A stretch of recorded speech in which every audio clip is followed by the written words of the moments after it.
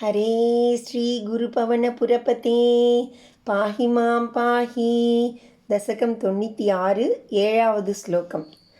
ஞானாயைவாதி யத்னம் முனிரபவததே பிரம்மதத்வம் து ஷృण्वन् காடம் த்வத்பாதபக்திம் சரணமயதி யः தஸ்ய முக்திः கராக்ரே त्वद्ध्यानेऽपीह तुल्या पुनरसुकरता चित्तचाञ्चल्यं हेतोः अभ्यासादाशु शक्यं तदपि वशयितुं त्वत्कृपाचारुताभ्याम्.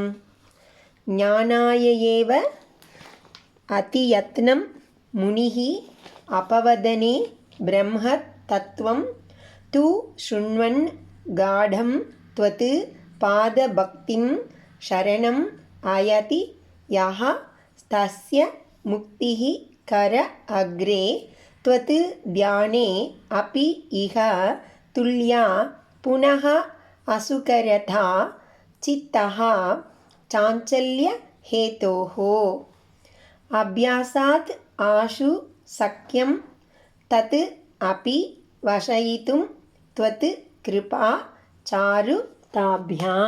சாருதாபியாம்.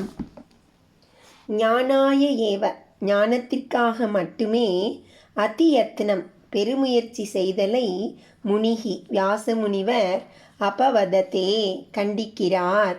யஹா தூ எவனொருவன் பிரம்ம தத்துவம் பரம்பொருள் தத்துவத்தை ஷృण्वन् கேட்டறிந்து त्वत् பாத பக்திம் உன் திருவடிகளில் கொள்ளும் பக்தியை காடம் உறுதியாக பற்றி சரணம் அயதி அடைக்கலம் புகுகிறானோ தஸ்யா அவனுக்கு முக்திஹி வீடு பேறு கர அக்ரே கைநுனியில் வந்து சேர்கிறது. त्वत् தியானே அப்பி உன்னை தியானிப்பதிலும் கூட சித்தகா மனத்தின் சாஞ்சல்யஹேதோஹோ நிலையற்று அலையும் தன்மை காரணமாக அசுகரதா செய்வதற்கரியதாகும் நிலையானது இஹ இங்கு ஞானமடையும் விஷயத்திற்கு துல்யா ஒப்பானதே.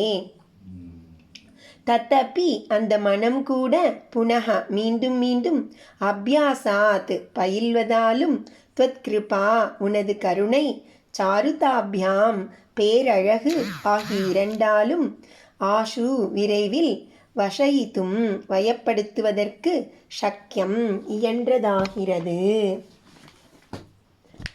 வியாசமுனிவர் கேவல ஞானத்தை மட்டும் நாடி அதிகமான பிரயத்னம் செய்வதை குறை கூறுகிறார். ஆனால் எவன் பிரம்ம தத்துவத்தை கேட்டறிந்து கொண்டு உமது திருவடிகளில் திடமான பக்தியை புகலிடமாக கொள்கிறானோ அவனுக்கு மோட்சம் கைநுனியில் உள்ளது. ஆனால் பக்தியோகத்திலும் மனதின் சஞ்சலத்தால் தியானம் எளிதில் செய்ய முடியாதென்பது ஞான யோகத்தில் போல் சமமே.